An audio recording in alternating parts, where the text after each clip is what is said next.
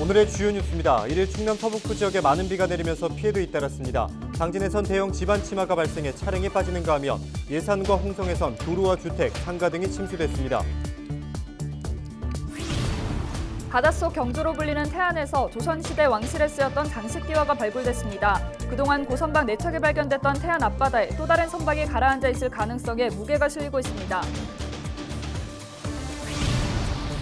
태안 영목항이 해양수산부로부터 국가어항으로 지정돼 본격 개발됩니다. 올해 말 보령 해저 터널이 개통되면 대천항까지 거리가 10분으로 단축돼 관광객이 크게 늘 것으로 기대됩니다.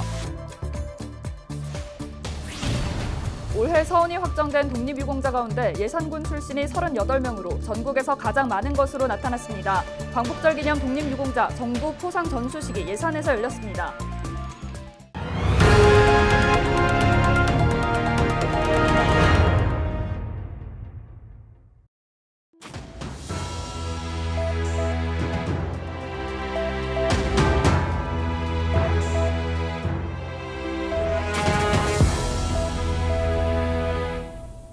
여러분 안녕하십니까? 헬로티비 충남 뉴스입니다. 밤사이 충남 전 지역에 호우특보가 발효됐습니다. 곳곳에 강한 비가 이어지면서 피해도 잇따랐는데요. 취재기자 전화 연결합니다. 정선영 기자. 네, 보도국입니다. 네, 충남 전역에 비가 많이 내린 것 같은데 비가 어느 정도로 내렸습니까?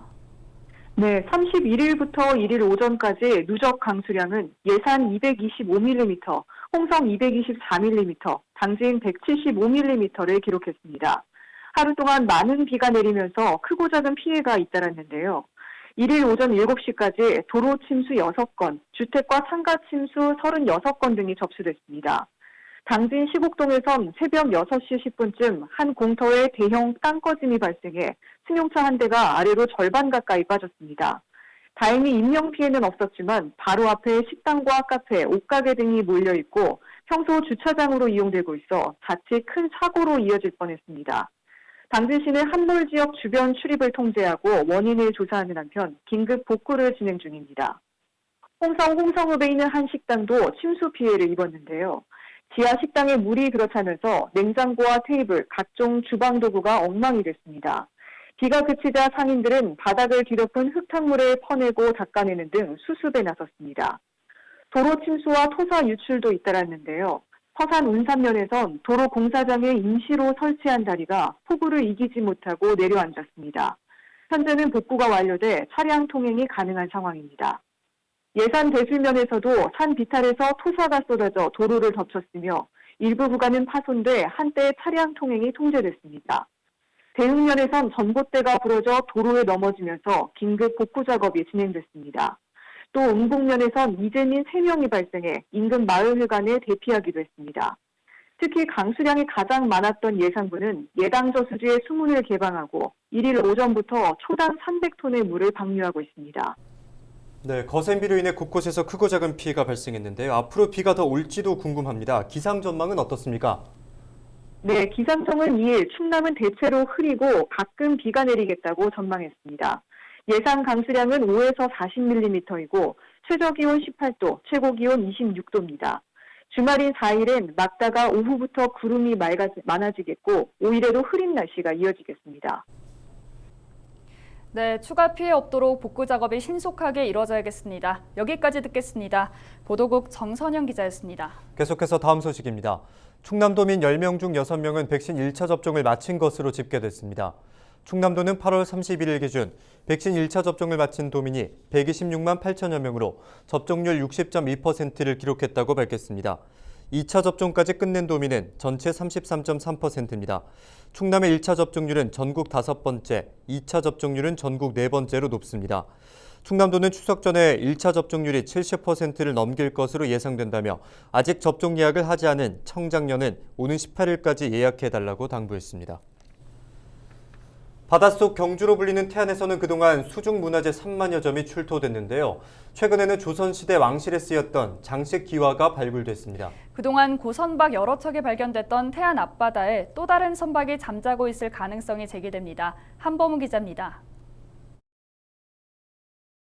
사람들이 갯벌에서 뭔가를 건져냅니다. 물로 씻어내자 용이 표현된 유물이 제 모습을 드러냅니다. 지난 6월 국립해양문화재연구소가 용머리 모양의 취두 하단과 상단을 함께 발굴했습니다. 장소는 태안 청포대해수욕장. 2년 전 취두 하단과 잡상 각각 한 점이 발견됐던 곳에서 추가로 유물이 출토된 겁니다. 취두와 잡상은 지붕을 장식하는 여러 기와 중 하나를 가리킵니다. 조선시대 왕실 관련 건축물에만 사용됐는데 특히 조선 전기 취두가 온전한 모습으로 발굴된 건 이번이 처음입니다. 취두와 잡상은 조선시대 궁궐 등의 권위 있는 건축물의 지붕에 제한적으로 사용되는 장식 기와라고 할 수 있겠습니다. 특히 그 취두는 그 중에서도 지붕에서 가장 높은 용마루의 양쪽 끝을 장식하는 용머리 모양의 장식 기와이고요. 그렇다면 조선 왕실 전용 건축물이 태안 앞바다에서 나온 이유는 뭘까? 전문가들은 서울에서 만든 장식 기와를 전주 경기전과 같이 지방에 있는 왕실 관련 건물에 사용하기 위해 배로 운반하던 중 태안해역에서 사고를 당했을 것으로 추정하고 있습니다. 기와뿐 아니라 이를 싣고 있던 배가 주변에 가라앉아 있을 가능성도 있는 겁니다. 올해 취두 한 개체를 발견을 해서 이 주변에 이제 고선박 내지는 관련 왕실과 관련된 마루 장식 기와가 있을 것으로 추정됩니다. 따라서 내년에도 저희가 추가적인 조사를 통해서 고선박과 관련 유물들을 조사할 예정입니다. 물살이 거칠기로 유명했던 태안 앞바다에서 침몰해 지금까지 발견된 고선박은 5척. 추가 선박의 존재 가능성에 관심이 집중되는 가운데 조선 왕실 장식기와 4점은 국립태안해양유물전시관에서 오는 5일까지 만나볼 수 있습니다. 헬로티비 뉴스 한보호입니다. 태안 영목항이 해양수산부로부터 국가어항으로 지정돼 본격 개발됩니다. 국가어항은 국가가 직접 개발하는 어항으로 기상 악화시 어선대피처 등의 역할을 맡고 있습니다. 안면도 최남단에 위치한 영목항은 올해 말 보령 해저터널이 개통되면 대천항까지 거리가 10분으로 단축돼 관광객이 크게 늘 것으로 기대됩니다. 해양수산부와 태안군은 영목항의 각종 기반시설을 개선하고 확충해 지역경제 활성화에 나선다는 계획입니다. 올해 서훈이 확정된 독립유공자 가운데 예산군 출신이 전국에서 가장 많은 것으로 나타났습니다. 국가보훈처는 올해 광복절을 맞아 포상을 받게 된 독립유공자 247명 중 38명을 배출한 예산군에서 정부 포상 전수식을 개최했습니다. 이날 전수식에는 유족 5명 등이 참석했습니다. 보훈처는 또 독립유공자를 적극적으로 발굴하고 알린 예산군에 감사패를 전달했습니다.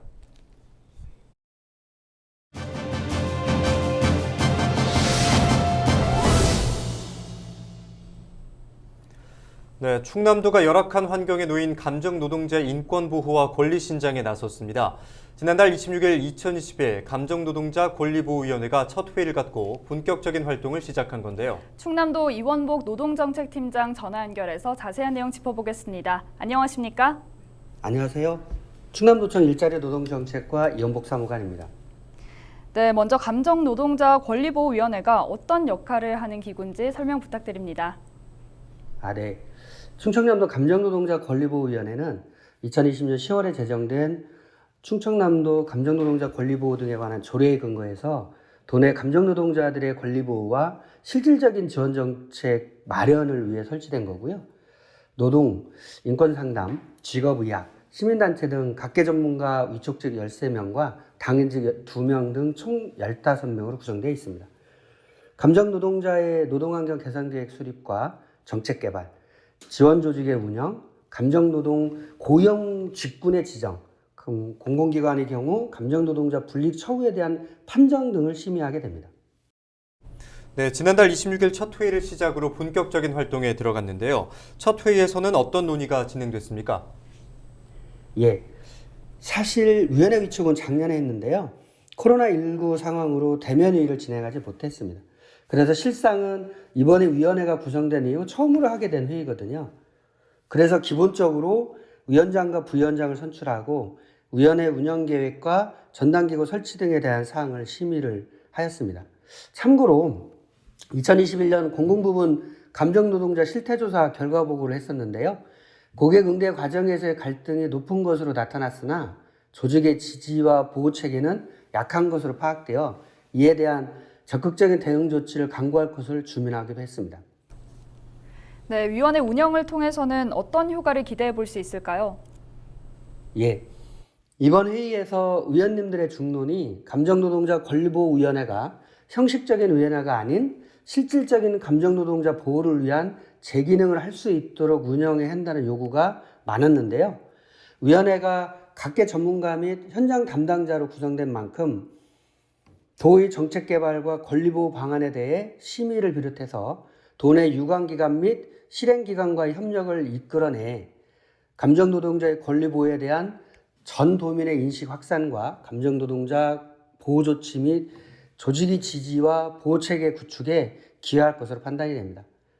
한 번의 회의로 당장 큰 효과가 나타나진 않겠지만 전담기구 설치와 권리보호위원회가 제대로 작동하면 그래서 충남의 감정노동자를 이해하고 보호하는 인간 존중의 지역 문화가 형성될 것으로 기대합니다. 네, 앞으로 위원회 활발한 활동을 기대하겠습니다. 오늘 말씀 고맙습니다. 지금까지 이원복 노동정책팀장과 함께 이야기 나눴습니다.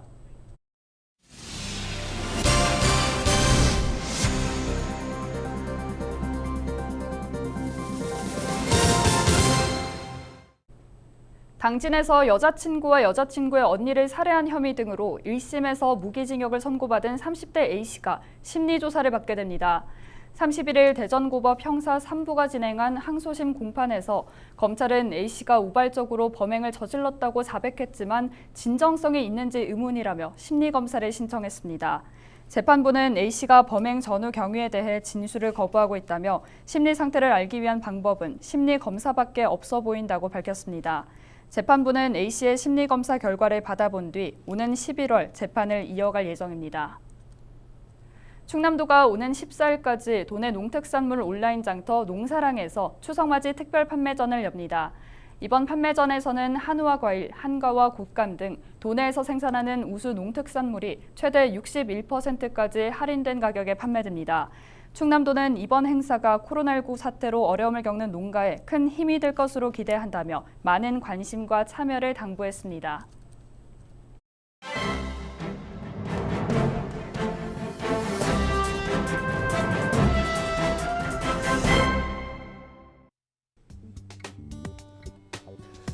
전국의 지방자치단체들이 산업단지 조성과 기업 유치에 열을 올리고 있습니다. 시도지사는 물론 시장과 군수까지 나서 인구 유입과 세수 증대, 일자리 창출과 지역경제 활성화 등을 기대하며 내세우는 핵심 공약입니다. 하지만 산단 분양 실적과 금융비용 절감 등을 위한 무분별한 기업 유치로 인해 공해 등 환경오염, 주민 피해, 집단 민원, 민관과 민민 갈등 등이 발생해 효과에 대한 회의적인 평가가 만만치 않습니다. 우리 지역도 예외는 아닙니다. 일군 발암물질인 포름알데히드 등 특정 대기 유해물질 배출 사업장 17개이며 지난해부터 올 상반기까지 고덕 예당, 신소재 3단 환경오염물질 배출 사업장을 지도 점검한 결과 20개 업체를 적발했습니다. 또한 유해물질을 배출하는 화학공장 등 이른바 불량기업으로 인해 인근 지역 주민들이 건강과 환경 피해를 호소하는 일이 빈번합니다. 결국 행정에 대한 불신으로 이어져 지역사회가 연대해 민간사업인 예당 2산단, 신소재 2공구 추가 조성 등에 강하게 반대하고 있습니다. 이에 대해 예산군이 실명제 카드를 꺼내들었습니다. 이는 기업 유치 투명성 확보와 담당 공무원 책임성 강화, 인원 최소화와 주민 삶의 질 향상 기여 등을 위해 도입됐습니다. 행정이 강한 의지를 드러낸 것으로 보여 앞으로 무분별한 기업 유치에 제동을 거는 시류를 거둘 수 있을지 관심이 모아집니다. 군에 따르면 이달부터 오가와 고덕 개별 입지 두 곳을 시작으로 군내에 공장을 설립한 기업을 유치한 최종 승인 부서와 환경부서 담당 공무원 이름과 연락처 등을 기록한 기업 유치 실명제 표지판을 설치하고 있습니다. 경제과 관계자는 유치 기업을 대상으로 지속적인 관리에 나설 방침이라며 군민의 알 권리 충족과 담당자의 책임 의식을 높여 투명하고 신뢰받는 행정구현에 총력을 기울이겠다고 밝혔습니다. 지금까지 신문브리핑이었습니다. 네, 오늘 저희가 준비한 소식은 여기까지입니다. 저희는 늘 지역민과 함께하겠습니다. 함께해 주신 여러분 고맙습니다.